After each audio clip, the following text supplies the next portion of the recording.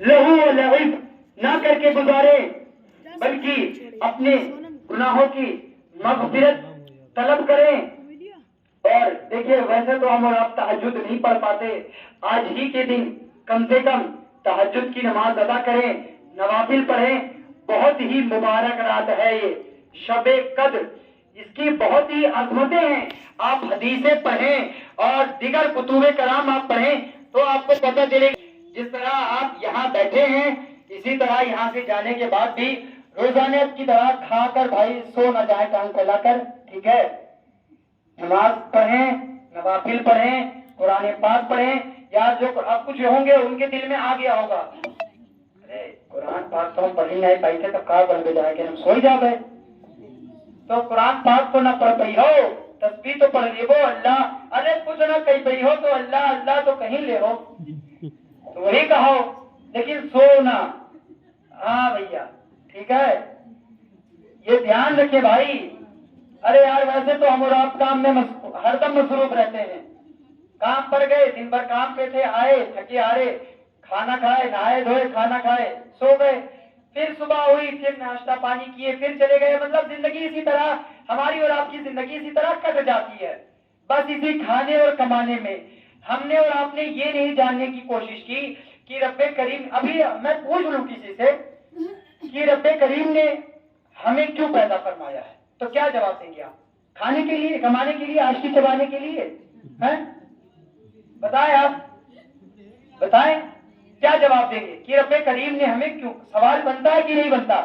بھائی رب کریم نے دنیا بنائی، ہمارے لیے زمین کا فرش بچھایا، آسمان کا شامیانہ لگایا، تو کوئی تو بات ہوگی نا۔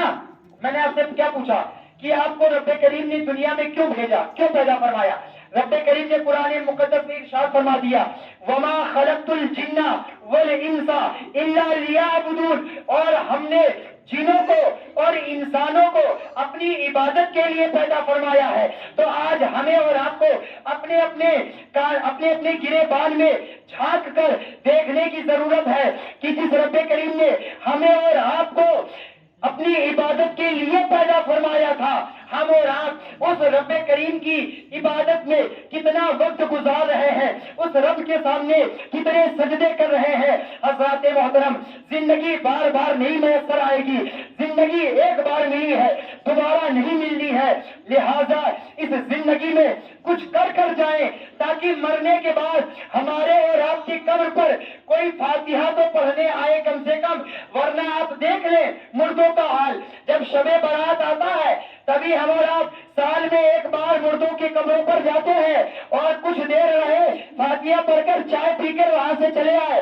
لیکن یہی آپ اولیاء کرام کو دیکھیں، سال بھر ہر گھنٹہ ہر منٹ ان اولیاء کرام کے مزارات گلاب کے پھولوں سے ڈوبے رہتے ہیں، چادریں چڑھتی رہتی ہیں، ایک کے بعد ایک چادریں بدلتی رہتی ہے، گلاب کے پھول دوسرے بدل جاتے ہیں۔ لیکن اسی طرف اپنا حال دیکھیں کہ سال میں ایک مرتبہ 1000 مرتبہ نہیں، ایک مرتبہ، صرف ایک مرتبہ۔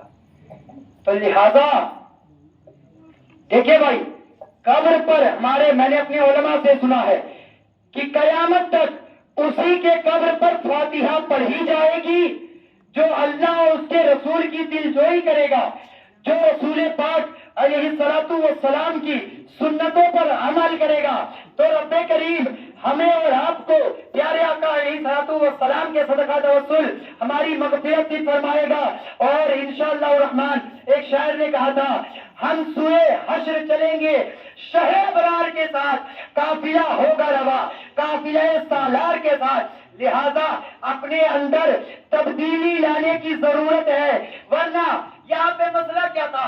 آپ نے سنا، صبح چندہ دیا، ہم نے چندہ وصولا، میں نے تھوڑا جو بھی ٹوٹے پھوٹے انداز میں بولا، غلط صحیح ٹھیک، آپ نے سنا، ابھی یہاں سے جائیں گے، کھائیں گے، پیئیں گے، سو جائیں گے، یہ سب ختم، اس کا کوئی مسئلہ رہ ہی نہیں جائے گا، کسی کوئی بات رہ گئی۔ لہذا تھوڑی ہی دیر یار، 24 گھنٹے کا دن ہوتا ہے، 24 گھنٹے میں سے 1 گھنٹہ یار، صرف 1 گھنٹہ بھائی، 1 گھنٹہ آپ دین کے لیے نکال دیں۔